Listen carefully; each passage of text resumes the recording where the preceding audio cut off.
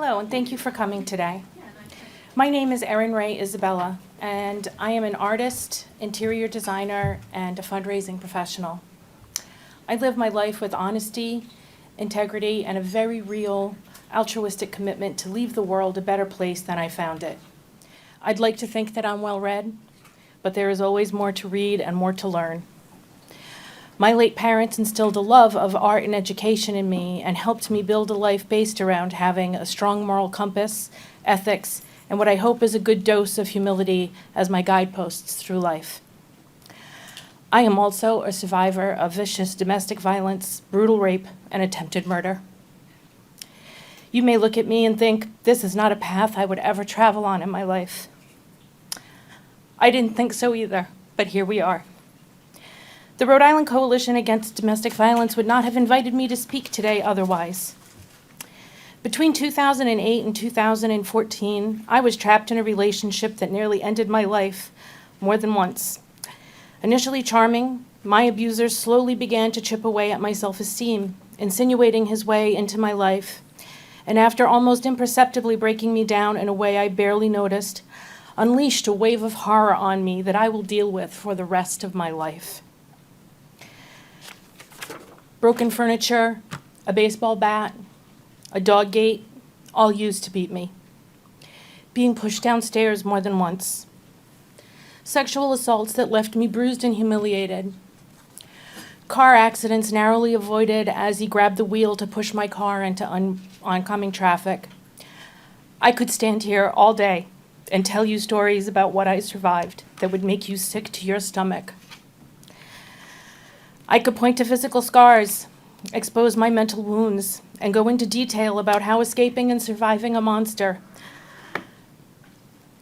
left me to contend with severe major depression, extreme anxiety, and complex post-traumatic stress disorder for the rest of my life.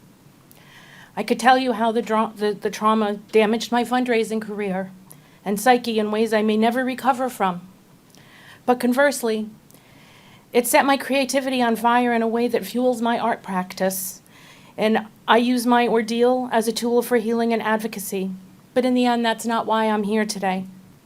I'm here to share with you another aspect of my abuse that no one really ever talks about: domestic violence across state lines and the way the legal system and government perpetuates the cycle of abuse. The lack of clarity in laws, the disinterest of police and prosecutors, and a mismatch of state and federal laws that provide greater protections for abusers than survivors all play a role in this.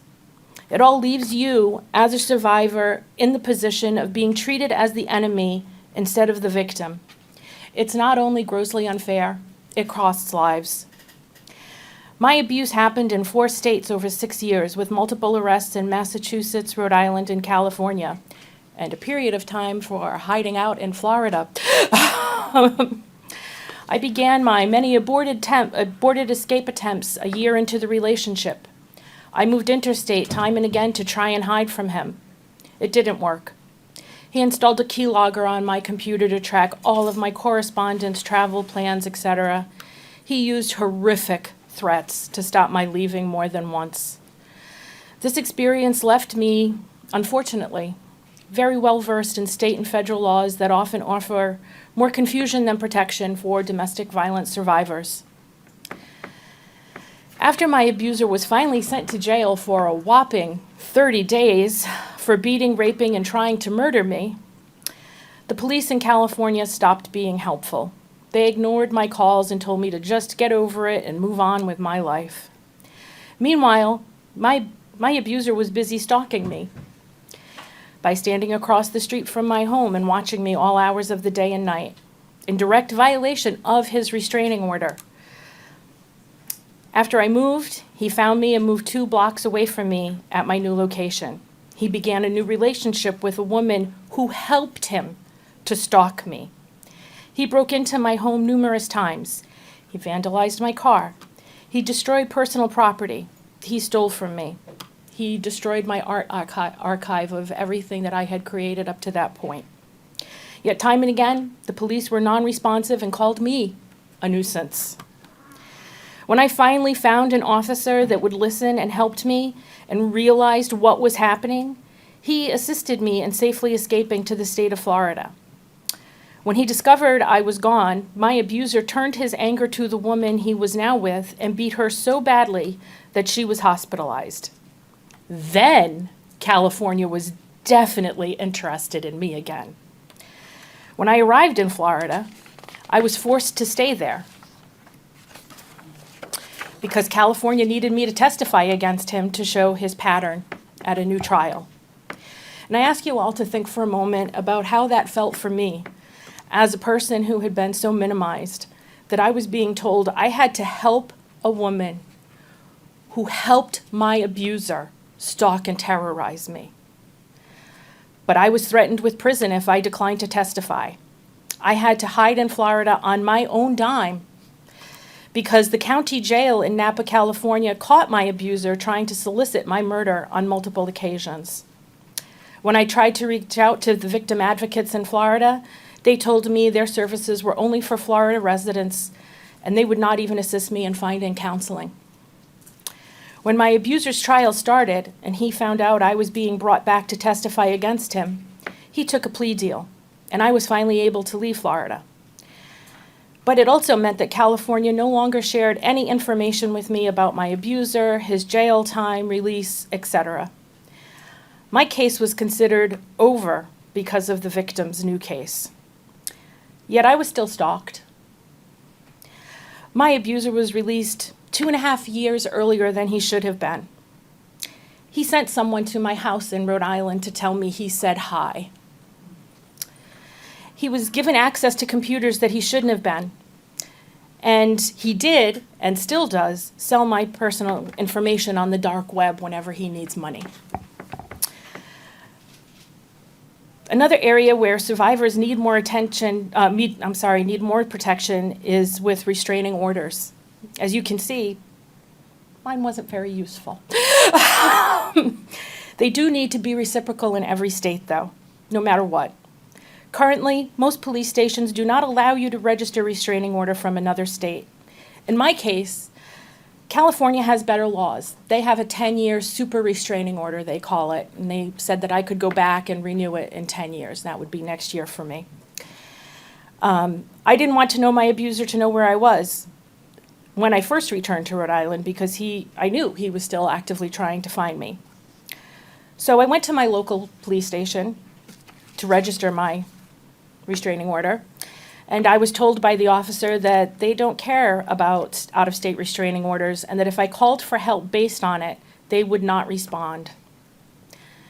We not only need consistent laws across all states for domestic violence, we need better training and more consistency and more reciprocity on restraining orders and how to be a professional and be interacting with an abuse and rape survivor.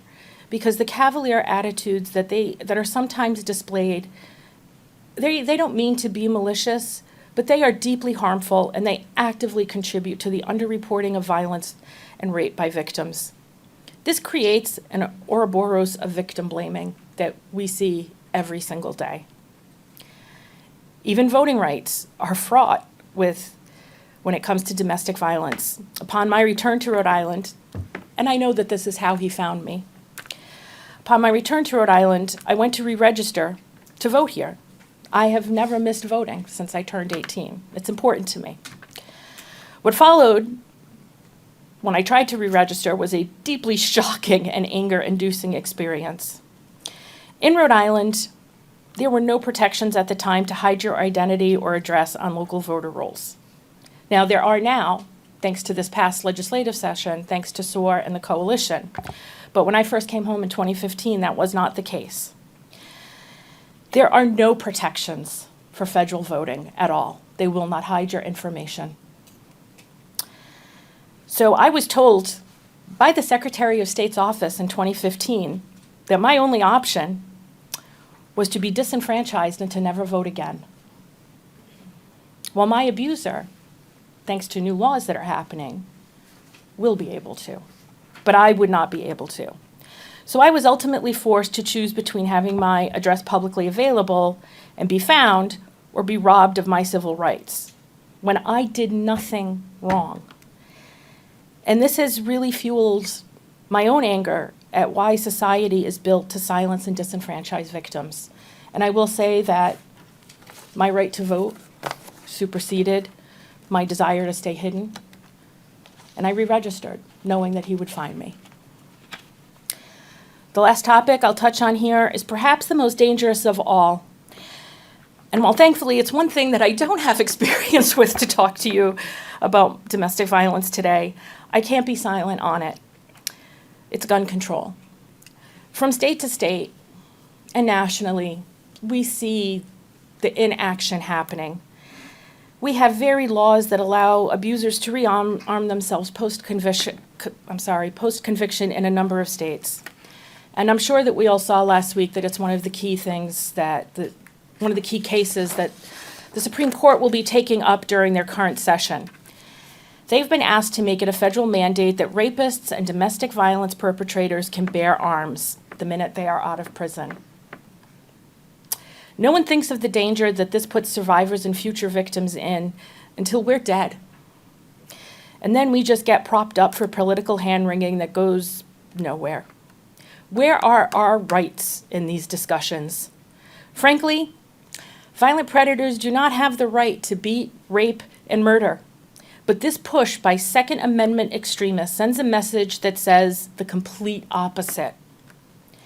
The fact that there is even a case on the Supreme Court docket to even consider this spits on survivors and our rights to not live in terror for the rest of our lives.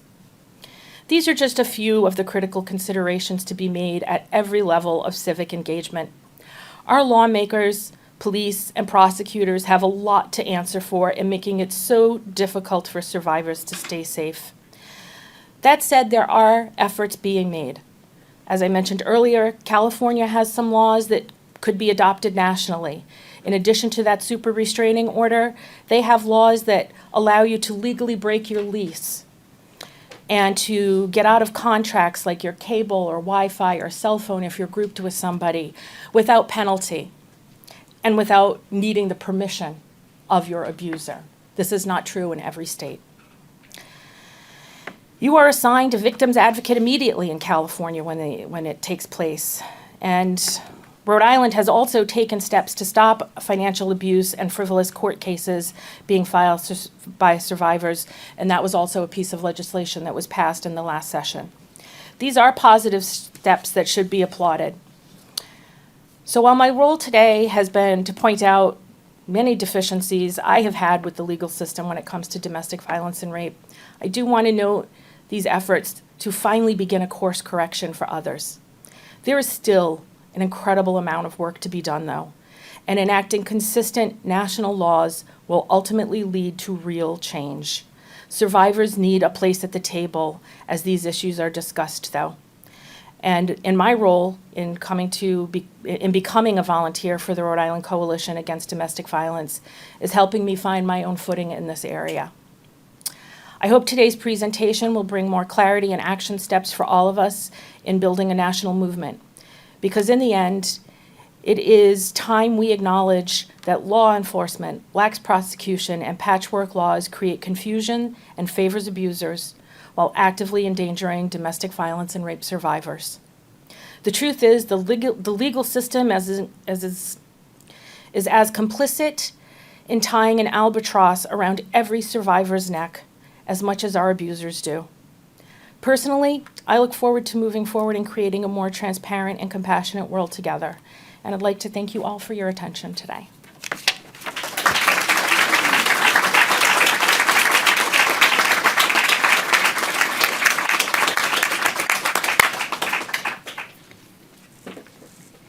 Good afternoon.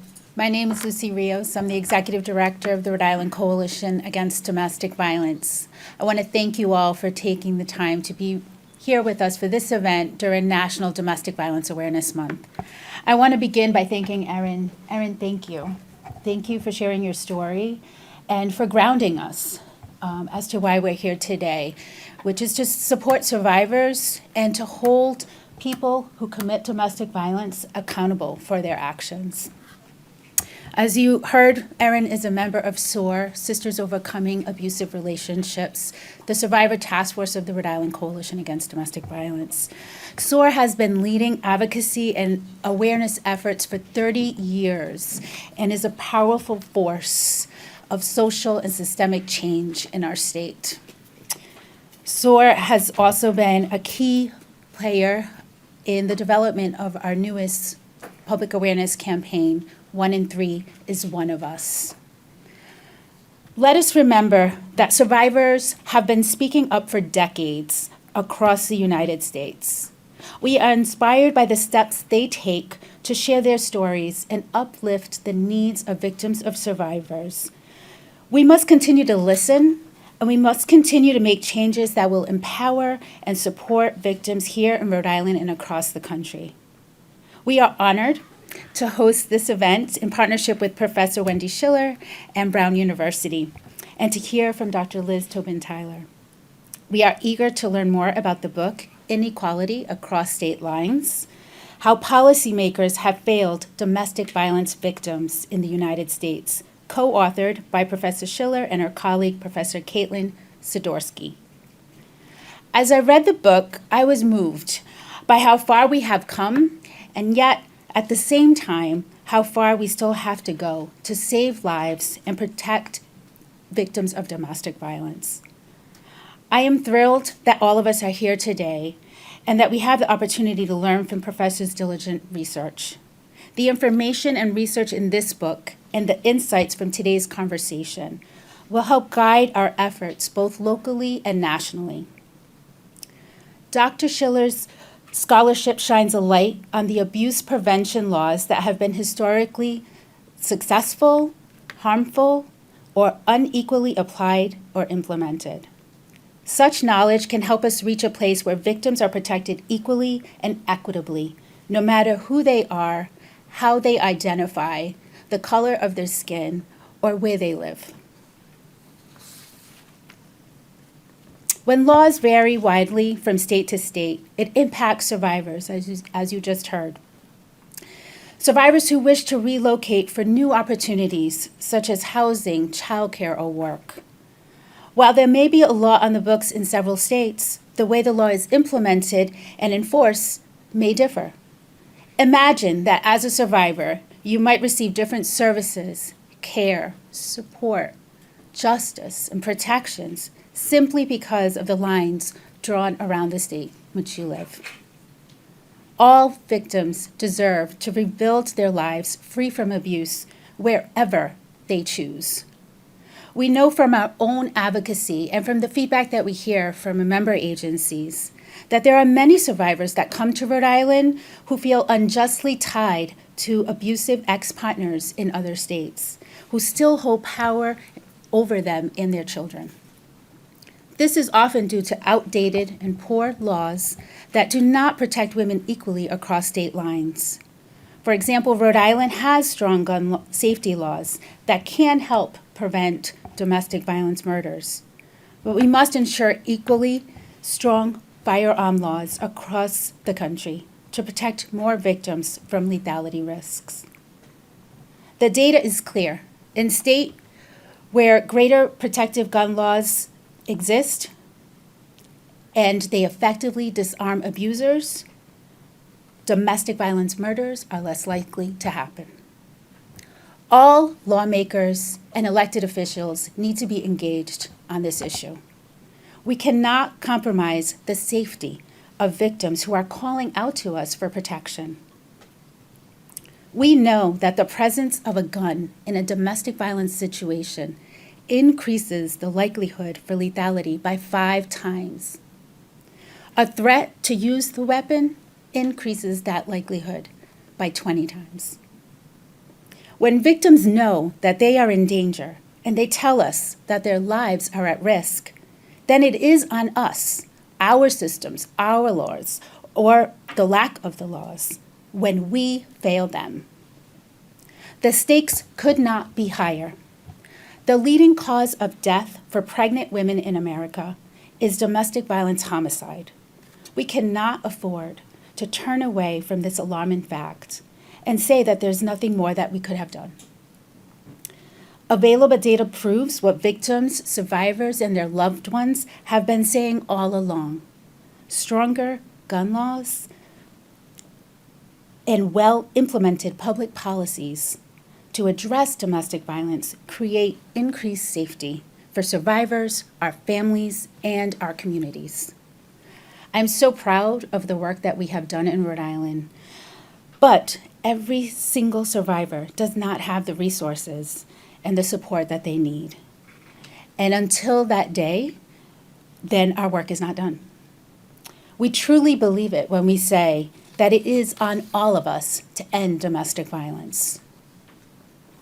I would now like to turn it over to Professor Schiller to speak about her book and to share her research and conclusions.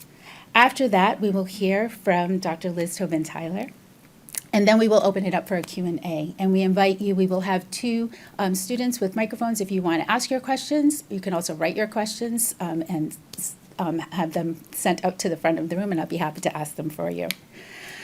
Dr. Schiller is the Allison Ressler Professor of Political Science, Professor of Public Policy of International Affairs, and the Director of the Center for American Politics and Policy at Brown University.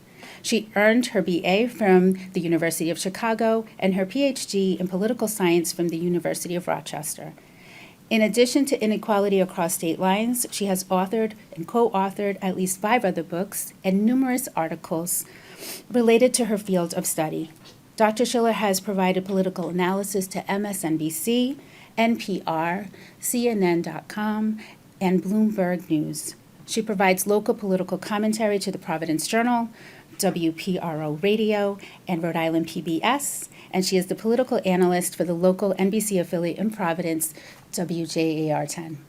Welcome, Dr. Schiller.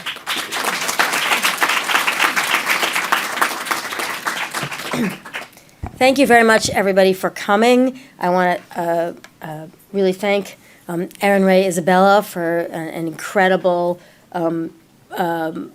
really summary of all the things that we're not doing to help domestic violence.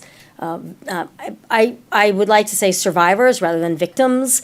And this book took a long time to write, and there were points at which my co-author, Caitlin Sidorsky, who went to Bryant College and got her PhD at Brown, and also has a direct experience with domestic violence in her own family, were sort of distraught about whether we could get this book done and whether anybody would actually publish it in political science. And then every time we would read a story about somebody, we would say, okay, back to it. Let's see what we can continue to do. So you continue to inspire us. And I feel like there's just so much more work to be done, and I hope that we can be helpful.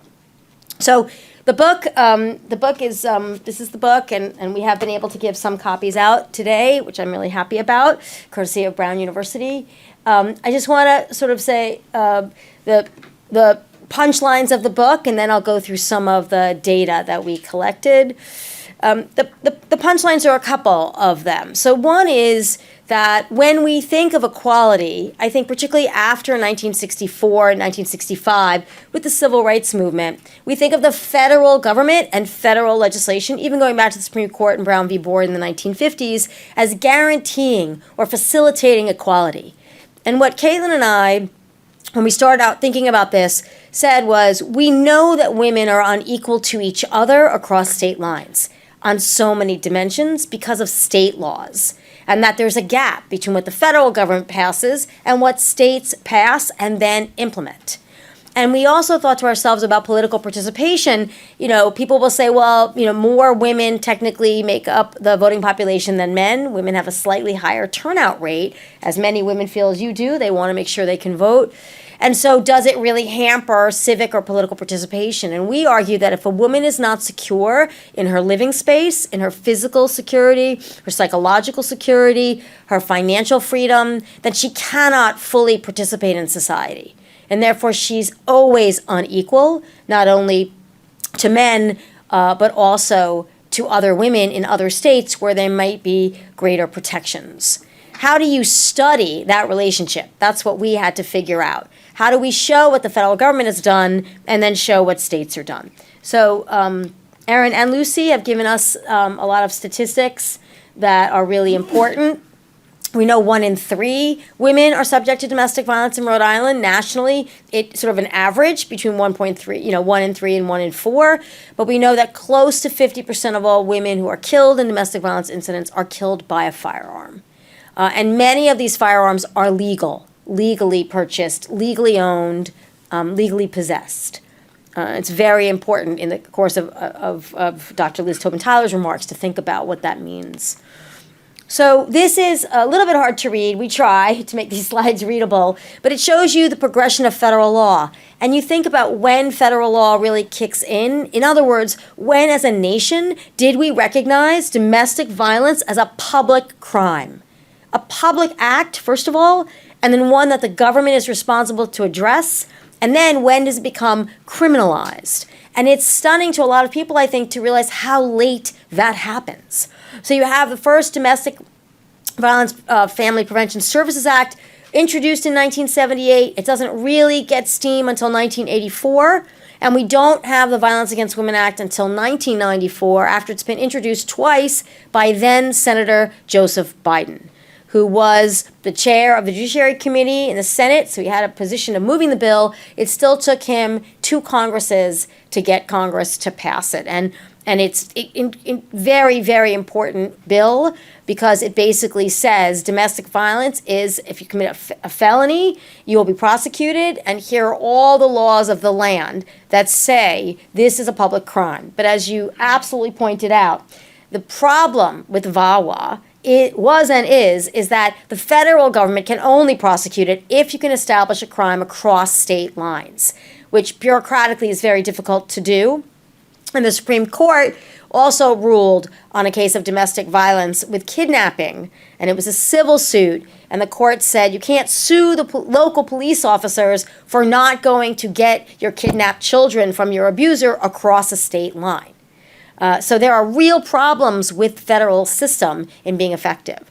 And the second major law that I think has done more than any other law potentially to try to keep women safe is the Lautenberg Amendment. It's unusual that we call a bill the Lautenberg Amendment, but it ended up being an amendment to the Gun Control Act, and it extends the prohibition against domestic violence misdemeanor convictees. In other words, if you're convicted of misdemeanor domestic violence, you are prohibited from having a gun or possessing a gun. But again, if that happens in state court, states can restore your rights, and many states do this. The same is true of restraining orders. Restraining orders, even if they're final and permanent, that you can go back to the court petitioning after a period of time to say, I have the right to own or possess a gun.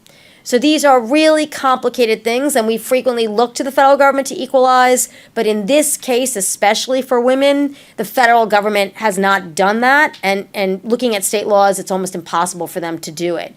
And another big example is the most recent federal legislation. We finally had a reauthorization of the Violence Against Women Act. It took 9 years from 2013 to 2022. And it was because it contained a single provision, sponsored by the Democrats mostly, that said that dating partners would be prohibited from owning or possessing guns. It's called the boyfriend loophole. It's a loophole that was created in VAWA.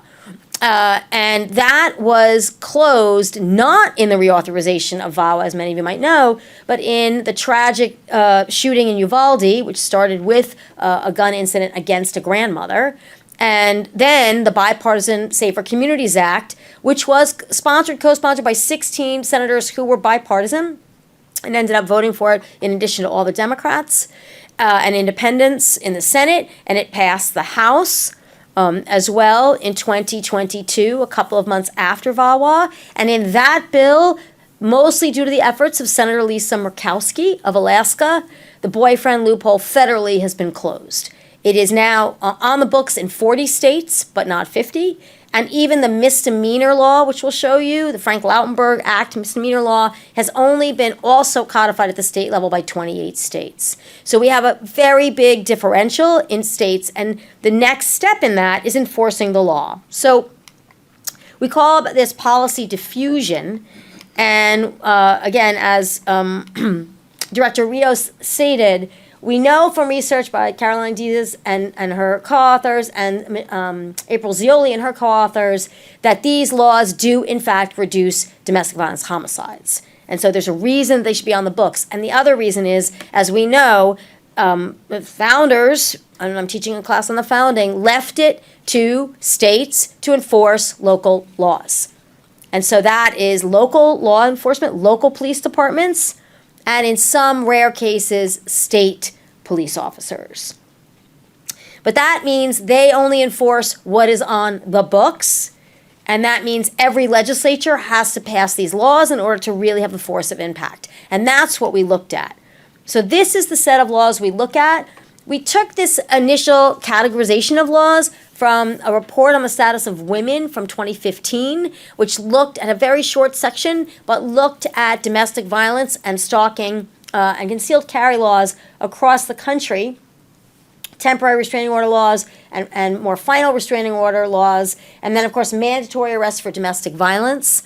That has already changed since this data was completed. Now New York State has just passed mandatory arrest. And we find some discrepancies in the data because we go from 1990 all the way to 2016. So states like New Hampshire had mandatory arrest. Now they don't have mandatory arrest on the books anymore, but now the state attorney general's office has issued a protocol for law enforcement that essentially suggests mandatory arrest. So states are inconsistent, they are unpredictable in their laws, which makes enforcement difficult for law enforcement, even when law enforcement is actually inclined to really try to enforce domestic violence protections.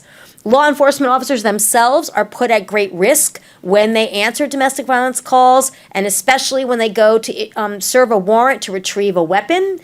Georgia State did a study a couple of years ago in the state of Georgia that found that 25% of all injuries and deaths that a law enforcement experienced in Georgia were due to serving domestic violence calls, addressing them or serving warrants.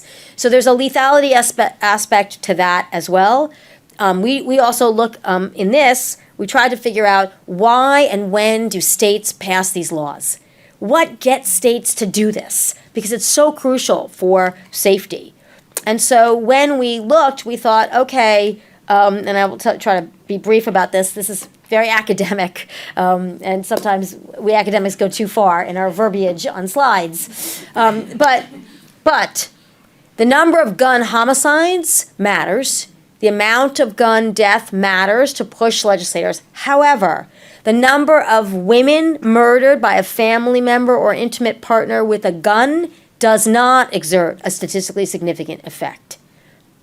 So right off the bat, you see the diminution, I think, of this severity of this issue for women when you see the difference in that variable.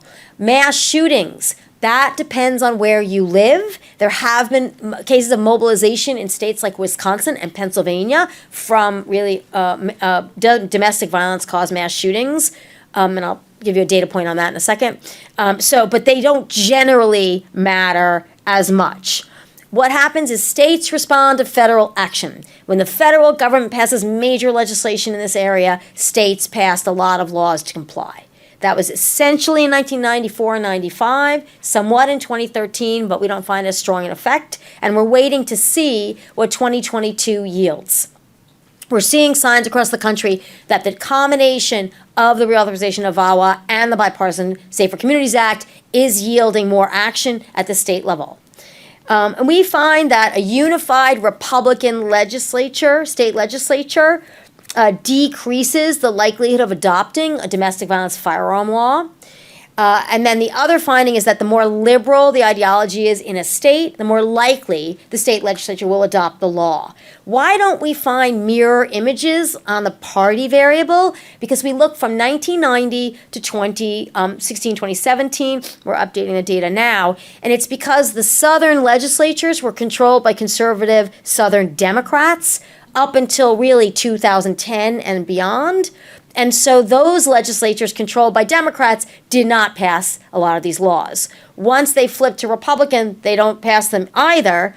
But Democrats or more liberal legislatures do pass these laws. So there is ideology. And we attribute this to the intersection of the National Rifle Association and the Republican Party. And they have become really tightly intertwined in ways that they weren't 30 years ago. We did have an assault weapon ban nationally 30 years ago. Can't get that nationally now. The Republican Party has basically subsumed the National Rifle Association.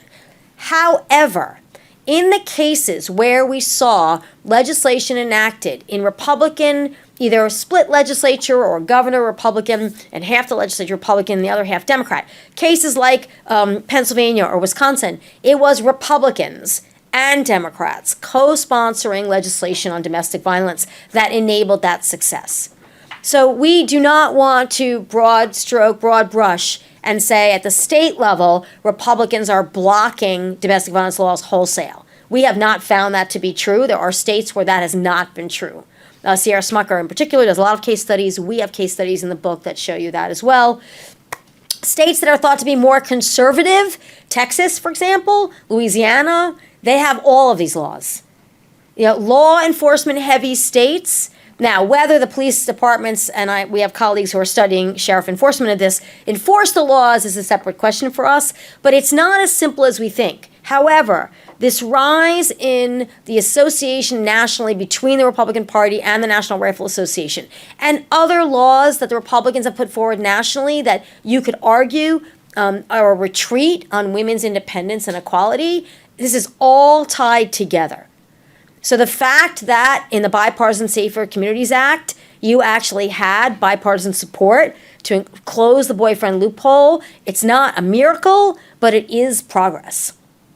And I have to wonder if that shooting occurred not in Texas, would it have had the support of the Texas senators, at least John Cornyn, one of the Texas senators. So that's what we find. We also do not find associations to demographic variables, right? Percent of a particular kind of population, poverty. This is also a really big misconception that we found in our work statistically. I think a lot of people think that domestic violence is much more prevalent in lower income communities or communities of color or communities of immigrants. That is not the case. That we have, sadly, case after case in our book of what you might deem middle to upper class people and men in particular, violating restraining orders and murdering their families. This is not confined to any particular demographic group, economic, socially constructed race, socially constructed ethnic identity. And I think we really want to get that word out. This is an epidemic that affects everybody. And I know I don't want to, I have 2 more minutes. I just wanted to do this. There's more in the book. I wanted to say that in the book, we do have a study of district attorneys and public defenders. We publish the statistical results for public defenders, but we also have the data for district attorneys. And anywhere, we did a survey of them. We asked them, what percentage of your caseload is domestic violence? And it was between 40 and 42%. Think of that. Right? I'm not half, but almost half of our criminal justice system is consumed with domestic violence. The next statistic is from Lisa Geller at Johns Hopkins, which I think many of you know and we've talked about. 68% of mass shooters have some experience with domestic violence, either been a perpetrator or were raised or exposed to domestic violence in their household. The majority of women in prison across the country, according to one study, have had experience with domestic violence. This is an issue that affects all of us every day.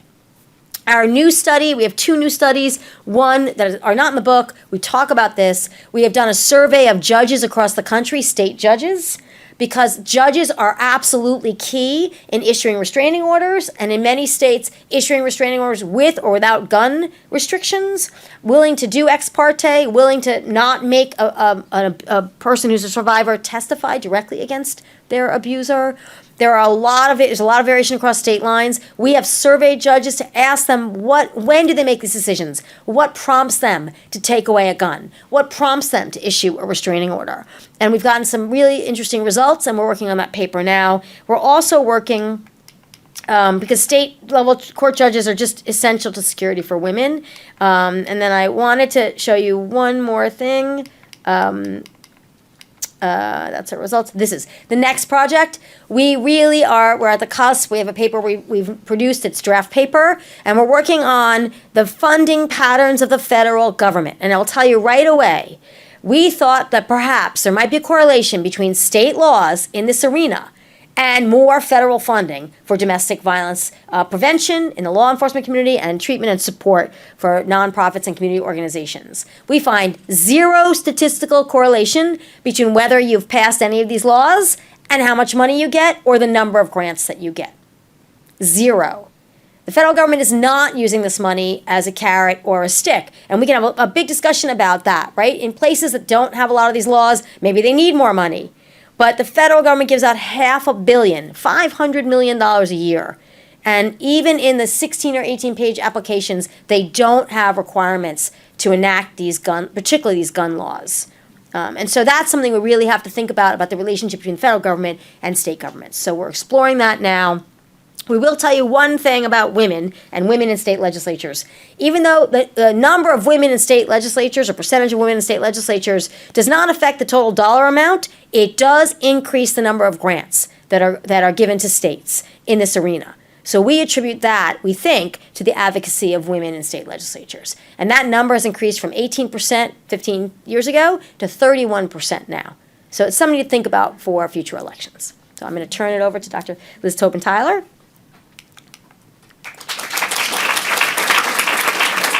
And I'm going to escape and close that, and you should be here, right? That's you, right? That's me. Okay. Thank you. So I'm really pleased to be here. I'm a faculty member in the School of Public Health at Brown and also at the medical school. But I'm a lawyer by training and have over the years, both prior to law school, during law school, and post-law school, worked on issues related to domestic violence. Specifically, when I was in law school, I worked at Dorchester District Court in Boston, helping advocate for people seeking restraining orders. So this is near and dear to my heart, this work. So Wendy and I have been collaborating, and she asked me specifically to talk about a case which Erin also mentioned, that's before the Supreme Court. Actually, oral arguments are coming up on November 7th. And this case is called U.S. v. Rahimi. So I'm going to take a few minutes because it's a little bit complicated to talk about how this case has been decided in the appeals court previously as it comes up to the Supreme Court, and the way that the Supreme Court is currently interpreting the Second Amendment, because this case has significant ramifications, not just for victims and survivors of domestic violence, which is critical, but also for its interpretation of the Second Amendment and what it means for really all regulations of firearms. And so it has significant implications. So I'm going to start just by who's on the Supreme Court, who was on the Supreme Court, who's now on the Supreme Court, because it tells us a lot about the way that the Supreme Court is interpreting the Second Amendment. So on the left, you have the court as it was in 2016, which is when Trump came into office. And on the right, you see the changes that have occurred between 2016 and 2020. Antonin Scalia, who, and as I'm going to talk about, is what would be considered an originalist, a textualist in the way that he understood the Constitution. He is now deceased. He was replaced by Neil Gorsuch.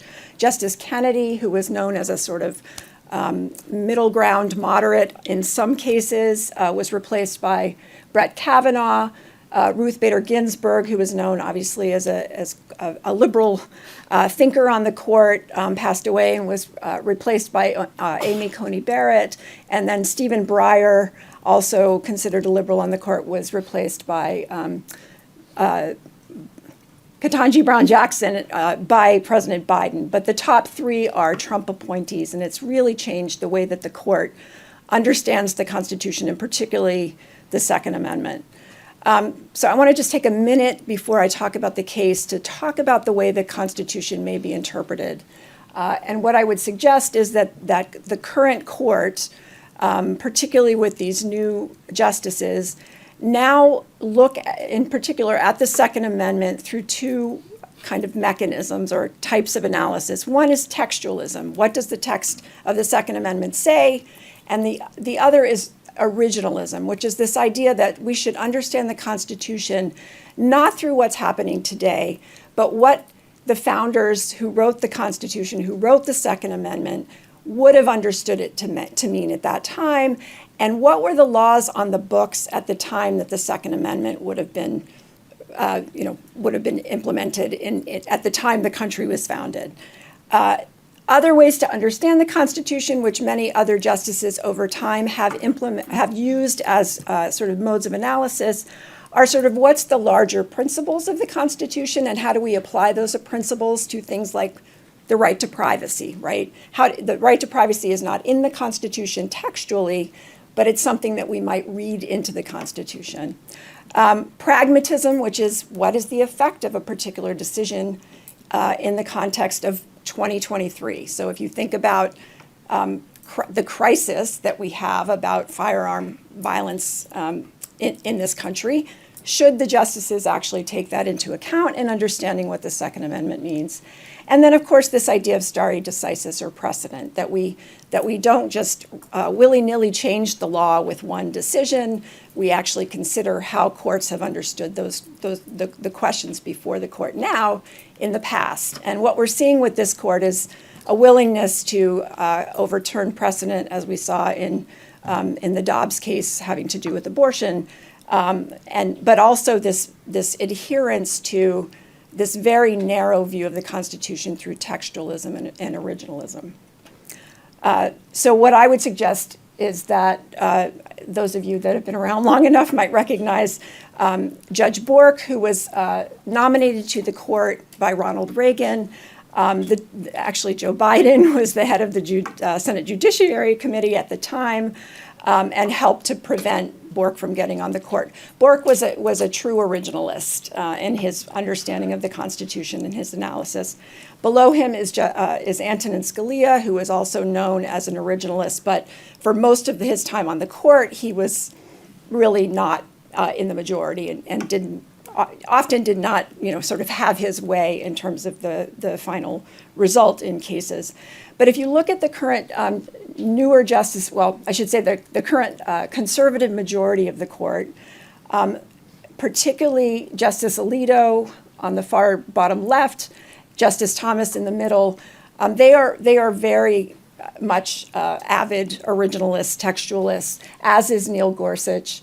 The other justices have gone along with cases where they have interpreted the Constitution this way. And so I think, this is a real concern for this particular case. So I wanted to give that background because you can't really understand, I think, this case that's coming before the court without a little bit of that understanding. So we don't have a lot of Supreme Court cases on the Second Amendment, but I'll talk about two major ones that precede the one that the court is about to hear. One is a case called D.C. versus Heller. Prior to D.C. versus Heller, the court had never interpreted an individual right to possess firearms, but this case was actually decided by the court with Antonin Scalia as the writer for the majority opinion.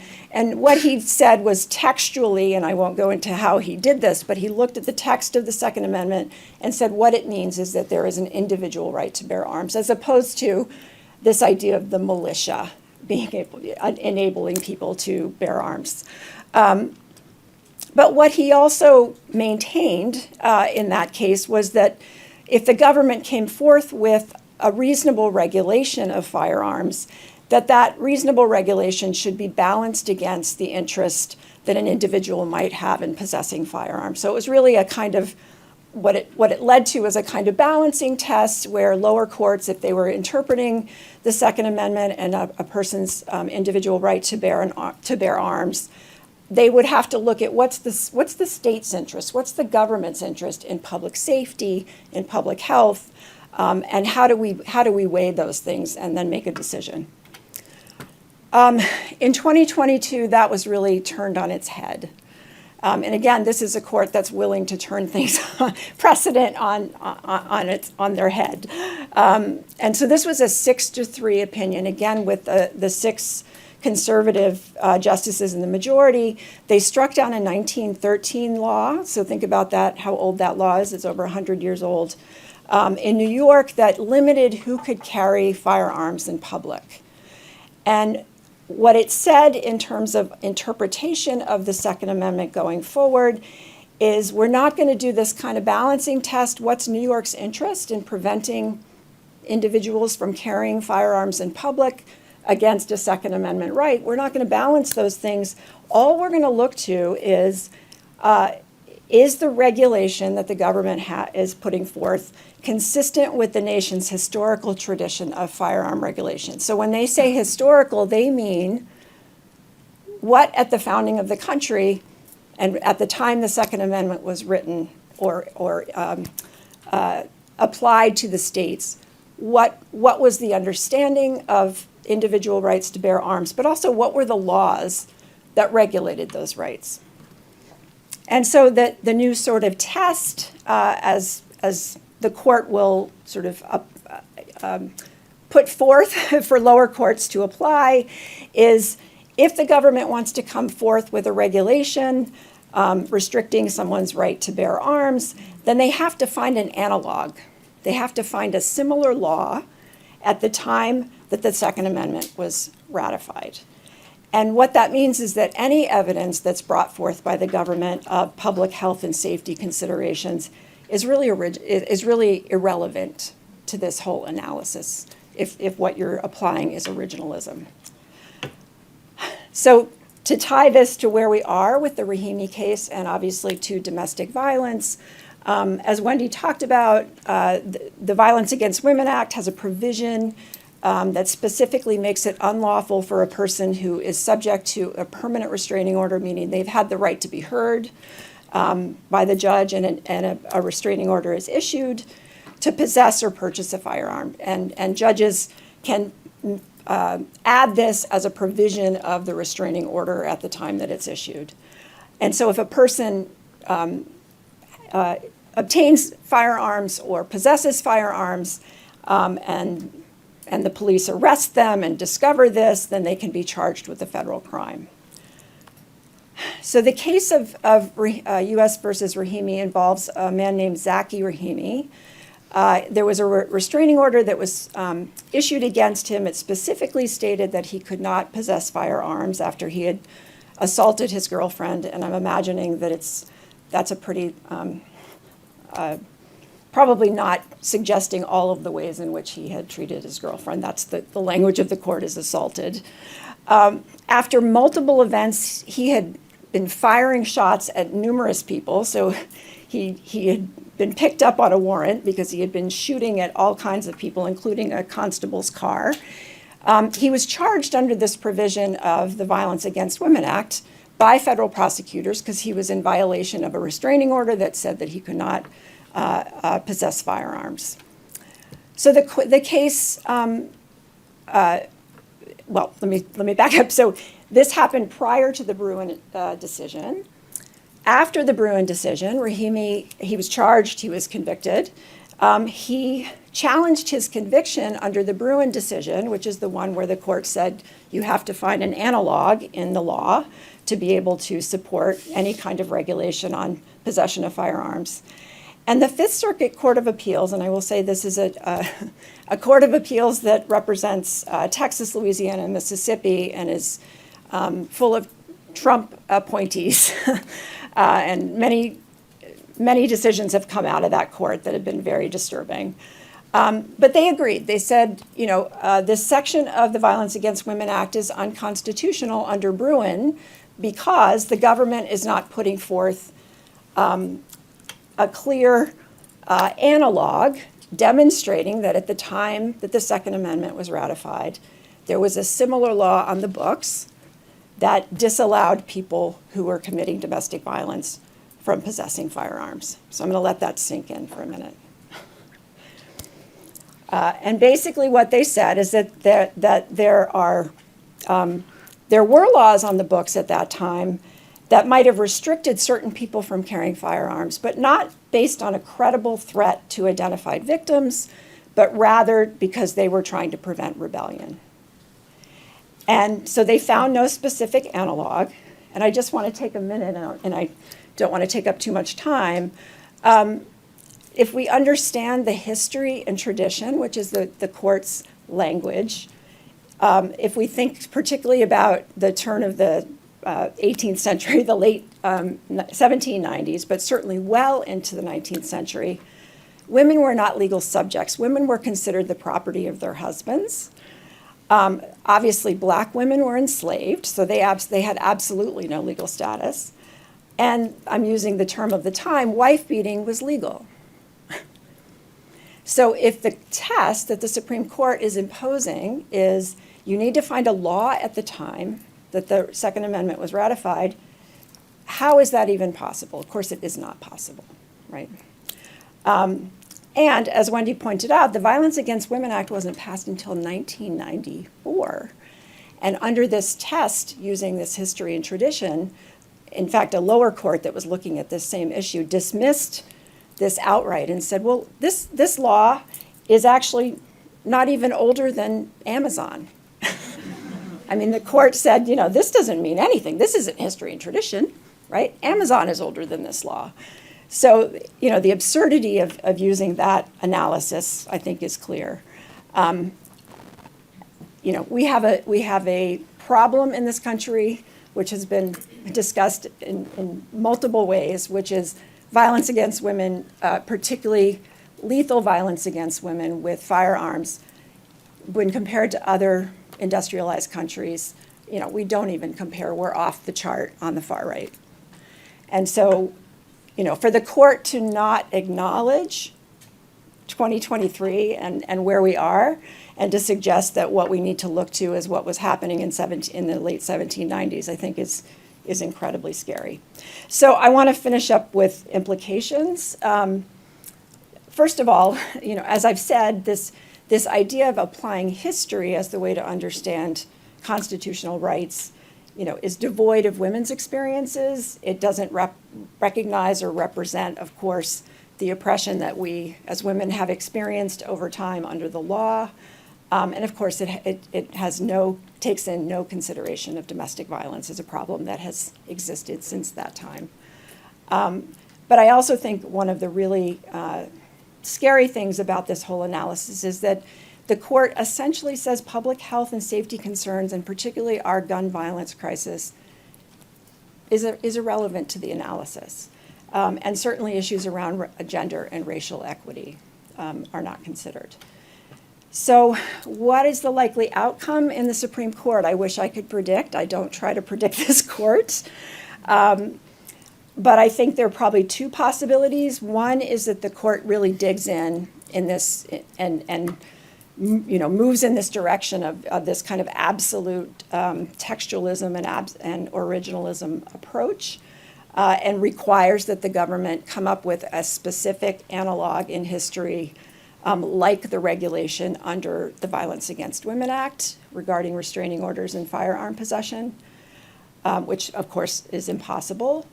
The other possibility is that some of the, I wouldn't use the word moderate, but less conservative justices in terms of this originalism approach, like potentially Kavanaugh and Barrett and Roberts, decide that this is going too far and that they need to loosen the standard to allow the government to come forth with an argument that there were laws on the books. I mean, they're still trapped in this analysis, but there were laws on the books in the 1790s that would allow the government to remove firearms or to prevent people from possessing firearms under a standard of dangerousness. But of course, this has huge implications for victims and survivors of domestic violence, as we've talked about, and for all gun regulations. So I'll stop there. Thanks.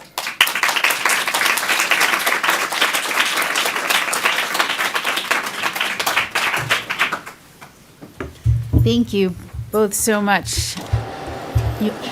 I am going to get us started with our Q&A by opening up with the first question. Again, the audience is invited to ask questions. Maybe I'll ask a couple, and then I'll look in and see if there's anyone that wants to add a question. So thank you both. And the first one is, can you speak more about the impacts of domestic violence beyond individual victim and survivor? How does it affect the broader community? So I'll take the first part of that, and I'll ask Liz Taubman Center to talk about the impact on families. So the estimates are by several different scholars, and even though she didn't do particularly domestic violence work, Claudia Golden, who's an economist at Harvard, just won the Nobel Prize in economics, did a lot of work on the history of women and women's access to the workplace, and the biggest immediate cost is lost time in wages and in costs of medical bills for treatment and the inability to hold a job. I mean, that's what happens from the psychological and physical abuse, particularly constant, that happens to people who are victims of domestic violence. So women cannot achieve financial stability, even if they wanted to, because their lives are unstable and interrupted by violence, and in extreme conditions cannot hold jobs. And that costs, even just calling in sick or not being able to be as productive as possible, is thought to cost, anywhere from, $1 billion to $2 billion a year. Some have gone as high as $6 billion a year in lost productivity. So even if you are not sympathetic, although I don't know how you couldn't be, but if you are not sympathetic to the issues of, physical abuse or the costs of gun violence or other kinds of violence, thinking about the society as a whole and the productivity of the American society, domestic violence takes a very expensive toll. Yeah, and I would just add, is this on? Yeah, it should be. Okay.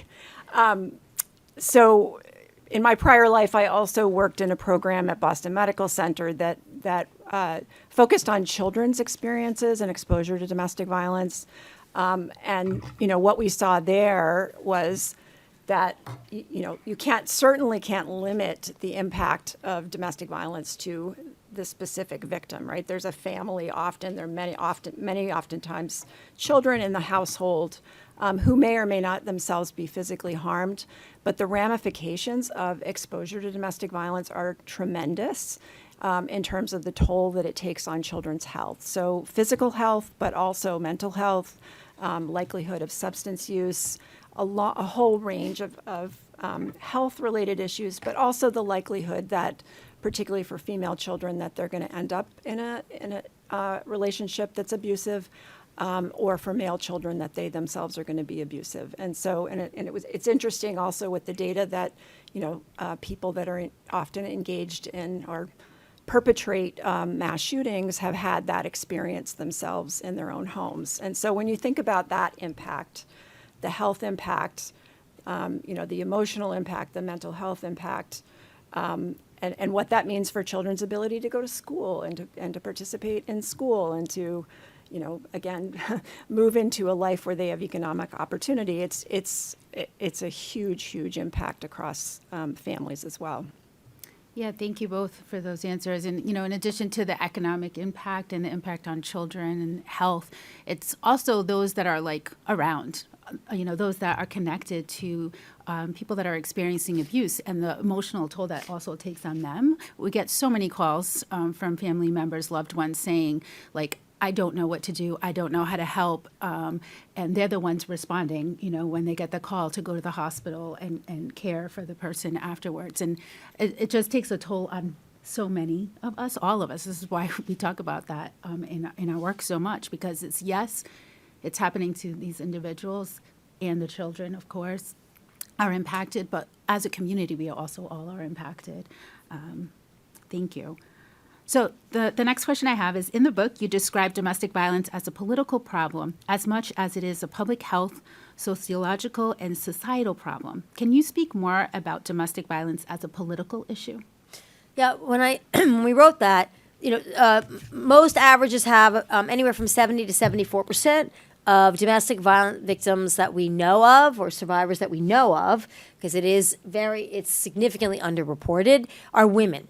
Either female children or women, and about 25, 26% are men. So domestic violence gets wrapped up in conceptions about cohabitation, about marriage, about public-private domain. And so political ideology that, as I said before, there seems to be a march to roll back women's rights to their own terminated pregnancy or to access contraception. That whole dialogue actually disempowers women and suppresses the notion of domestic violence as a crime. So if women are supposed to be in the home, and that some of these some policies are directly trying to make it harder for women not to be at home all the time, and under the control of their partners. And it's a political problem also because the diversity, as this issue has become so much more public and the United States has become so much more diverse, you do have cultural differences on the value of being legally married, or how the woman's role in the family or the household. This stems from religious communities to ethnic communities, and that becomes a political issue for politicians representing diverse districts. What might have been acceptable, let's say, in a home country for a district with immigrant population is not acceptable here.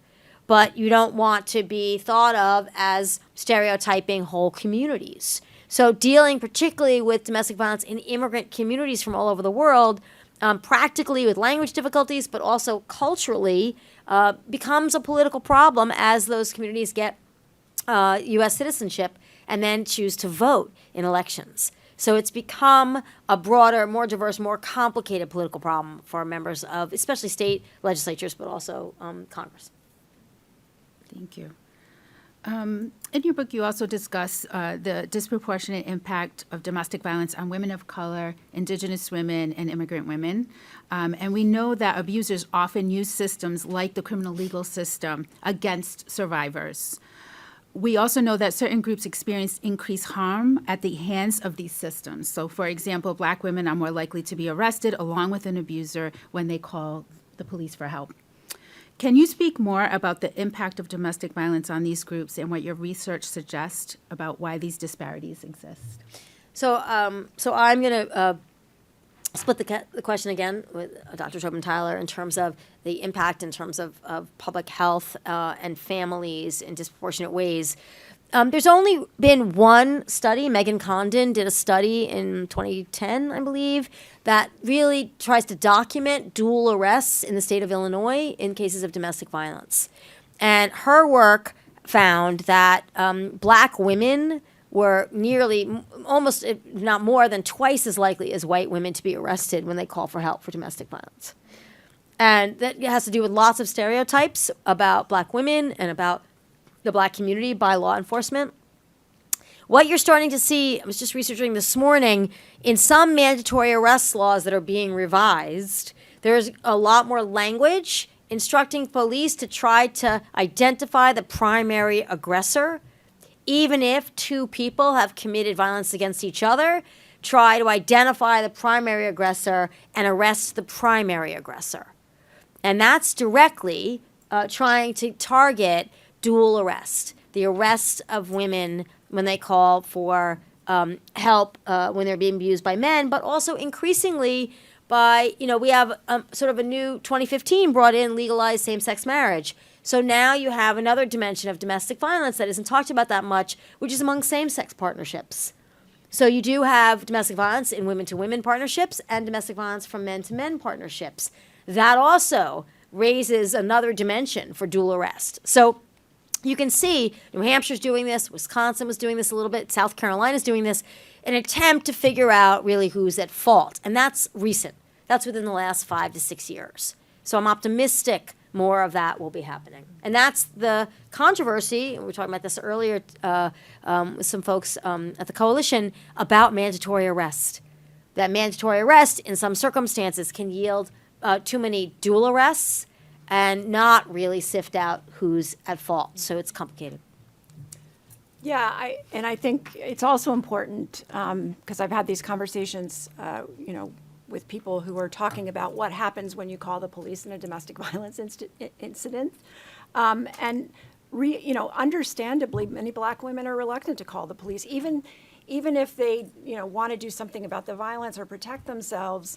They may not want to have their partner arrested for reasons that we can all understand, having to do with, disproportionate violence against black men in black communities, right? So it's a complicated dynamic from that perspective as well. And I think the question of sort of mandatory arrest has always been complicated by the fact that many police officers don't understand the dynamics of domestic violence. So often they're called to an incident, they see it as like, people are just fighting and what's going on and how do I make a distinction about, who's actually the perpetrator here. So I think training around the dynamics of control, right, and the difference between violence that it entails, control and abuse versus, an incident where people get angry with each other on a one-time basis is really important. And the third thing I would add about race, I think, is race and socioeconomic status is that, although domestic violence happens across, all populations, people's access to supports and help is very different. If you're living in a low-income community of color, your ability to access resources, your ability to be able to leave a relationship is very different. And so that may affect people's decision to call the police as well, because once you call the police, as we know, that can make things worse. And so that also becomes a really complicated dynamic. And I'll just add one more thing. I think people are well familiar with this as well. And sociology tells us also in all sorts of walks of life, women feel obligated to their extended family and their immediate family, and it keeps them from disrupting or leaving, much more so than men. We see this in all professions, that women are more likely to stay in the same region as family or not want to disrupt that. And that's especially true for those people who are undocumented, because that, even though they may be LPRs or legal permanent residents or citizens, they may have people in their family that are undocumented, and they don't want to expose the family. And this is really a very real issue. Yeah, thank you. And I just want to say, in Rhode Island, we are one of those states where we have been training law enforcement to identify the primary aggressor for many years. And so we do have a fairly low dual arrest rate. And we know that there are still issues with survivors reporting that they have felt discriminated or not been helped by police when they have reached out for help. So I just wanted to name that because I think it's important for everyone here to know that in Rhode Island we do train on that and that we have had the law on the books for quite some time. We're also seeing a trend happening where several states have started to enact coercive control legislation. And I'm just wondering what your thoughts might be around this, and this is for both of you, would expanding the definition and scope of domestic violence, especially to include things like coercive control, have a bigger impact on these very same communities that we're talking about? So coercive control in California is taking the lead to some extent on coercive control. Coercive control would be things like, there's a story of Sierra Smucker's work where she does some canvassing and she's knocking on the door for politics and then the woman can't come to the door. Or if she comes to the door, the man comes right with her. Or when she goes to vote, the man goes in the voting booth with her. So as you said, you want to, exercise your right to vote. So, that is a real thing. Financial control has gotten far more complicated, you could argue, with digital banking. As you suggested, everything can be hacked or accessed or bought. And so it's very hard for women to make digital transactions when they try to leave, to do anything, because, their abuser, if they've been tracking them, will be able to find out where they are.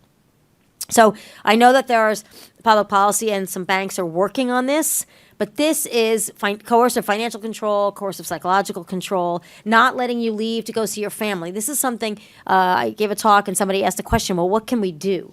And you're much more versed in this, but if somebody can't come anywhere because their spouse won't let them, and they never invite you to their home, and they, you never see their home, you don't see their family life, sometimes that is a real clear sign of coercive control. So it's those things to kind of look out for. But we have, as a society, got to do a much better job of enabling women under coercive financial control to be able to access funds to leave, because they can't. And if they do, and even now, the cell phone plan will be a family plan. And this abuser will make sure of that, and then there's no privacy on the phone. That's why we just saw with the alert, as you know, and you were very involved in that, with the most recent federal government alert, that people were told to put away their private or burner phones. So digital has actually made it, I think, in a lot of ways, much harder to address coercive control. I'm going to take it in a little bit different direction, because I have a piece out that I wrote after the Dobbs and Bruen decisions came down. They were literally a day apart. And that's about reproductive coercion and sort of across state lines issues about what is going to happen and what is happening now with reproductive coercion, meaning that an abusive partner, sabotages contraception, doesn't allow the partner to use the kind of contraception they want, encourages or prevents an abortion decision by the partner. So it's coercion about reproductive decision making and ability to control one's reproduction. And I think with the Dobbs opinion combined with the Bruen opinion, we're going to see a lot more. I hate to be so this is a difficult time, but I think we're going to see, and we are seeing, more reproductive coercion. In fact, the National Domestic Violence Hotline reported a 90% increase after Dobbs of people calling in to say that they were experiencing reproductive coercion. And I think that, combined with people having more access to firearms potentially in states, often the same states that have banned abortion, those two things come together in a way that's going to make things really dangerous. So to your question, I think the idea of helping everyone, but in particular law enforcement, judges, writing laws that really specifically address this issue of coercion and control and what that looks like and the experiences that people have with that is critical, because I think we just don't have enough information out there that people understand that dynamic. Mm-hmm. Thank you for that. Yeah, I think, we've had several people reach out asking us if that is something that we would be, advocating for. And our national TVA providers, our National Technical Assistant Providers, Batters Women Project, did put out a paper, cautioning against moving forward without getting some more data around the unintended impact that coercive control legislation could have on communities of color. We see it already with mandatory arrest, and so we're just kind of keeping an eye on it and seeing how is it working, because we don't want to enact laws that are going to disproportionately harm communities of color or unintentionally harm them. So I appreciate your thoughts on that. I know we're running close on time, so I just want to see if there are any questions in the audience. Yes. Wait, we're going to ask for a microphone just because we're recording, so we want to make sure to get your question. Thank you. Thanks, Jess. Hi, I'm Mia Tretta. I'm a freshman here. So we know that the Bipartisan Safer Communities Act closes the boyfriend loophole, and this is kind of like a two-sided question. But I know it's also up to the states mostly to enforce that it's closed, right? And I'm from California, so I don't really know like how other states are doing it because it was kind of already closed before the Bipartisan Safer Communities Act. Do you see, realistically speaking, and you could talk specifically just about Rhode Island, but other states as well, the boyfriend loophole closing? Because I know there's a lot of problems with like red flag laws and 5150ing partners who intimidate with a firearm. And then also, do you think that the CVI funding that's given by the Bipartisan Safer Communities Act is going to be properly allocated to domestic violence, or do you think it's mostly going to go into urban communities? Well, the two major, I have to, go back and look at the Bipartisan Safer Communities Act to see where they split up the money. But the two major federal sources of funding are the Domestic Violence Family Prevention and Services Act, and that's run out of the Department of Health and Human Services. And then the Office on Violence Against Women is the Justice Department, and they distribute the money that comes mostly from VAWA. So it depends on where they allocated the money in the congressional law to see where that money will go and what that sort of funding process will be. And then, for dating partners, the states have been ahead of the federal government on this. And essentially, it's if you are cohabitating, it really has to do with the scope of domestic violence law in state law. For a long time, it was defined as people who were married or estranged, but had been in a marital relationship or cohabited and or shared children in common. But now there's or dated. And with stalking, that becomes when a state has a law on stalking and a law on dating partners, it means that somebody who's a dating partner and stalking can also be prosecuted or arrested under state laws, those two laws together. So that's where I think, but it's harder because if you're not cohabitating, and somebody's stalking you or they've been abusive to you, but you don't live together, I do think law enforcement might give it less priority because the immediacy of the danger in their mind is not the same as when you're cohabitating. But we've seen many, many instances where people have been stalked and hurt or killed by their boyfriend or ex-boyfriend. So it's really up to the state to put that in the scope of their domestic violence law. What does it mean to be a domestic unit?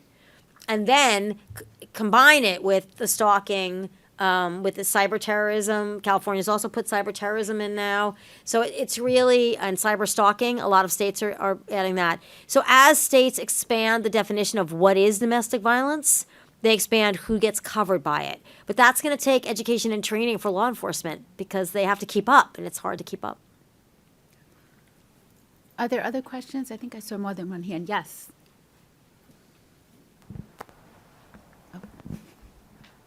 First, I want to say thank you to you all. I have a comment and a question. So it's more of a controversial comment, but I wish the same vigor that went into the right of life for protecting life regarding female bodies went into the same domestic violence situations. And the question I have is in regards to training, is that something that would be more on a federal policy level?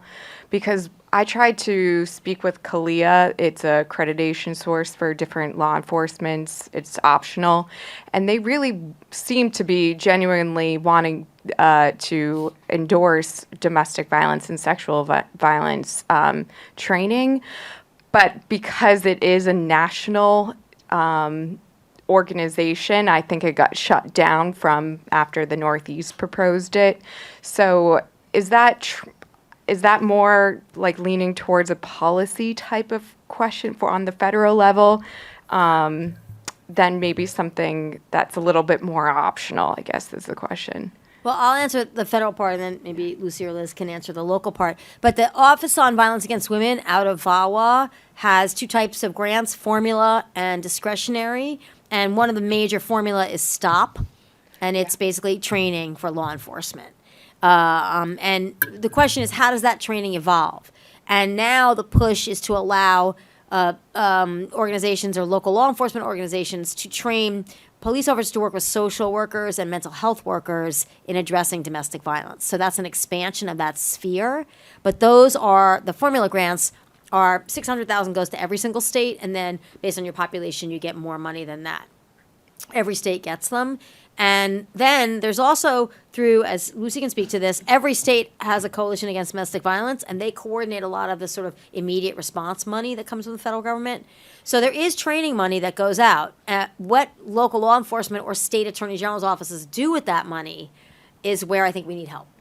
Yes, I can agree with that because I've read the stop for specifically for Rhode Island, so from 2017 to 2020, and I've received records, so there's just areas of positive of improvement to kind of make sure that some of the money is allocated to having those trainings, on the prosecutor, from the attorney general side. Yeah, I just want to add that we do have a multidisciplinary team that provides training. It's called the VAWA, Law Enforcement Training Curriculum Committee. It's a long title, but it's made up of police officers, advocates from both domestic violence and sexual violence, and they do all of the training at the police academies. There's 16 hours that go curriculum when you're being trained in at the academy. Then there's role plays that happen for 5 days where they get to practice some of what they've learned and how to have a trauma-informed response. And then afterwards, police departments can do annual in-service trainings, which they do get reimbursed for participating in. So just know that we do have a strong training collaboration with law enforcement in the state of Rhode Island. And of course, there's always room to improve and to add new laws and new information. And that committee meets on a very regular basis to do that, to do just that. If they're seeing more training needs to happen with cyber crimes, then they will create a training and make sure that law enforcement has access to that training.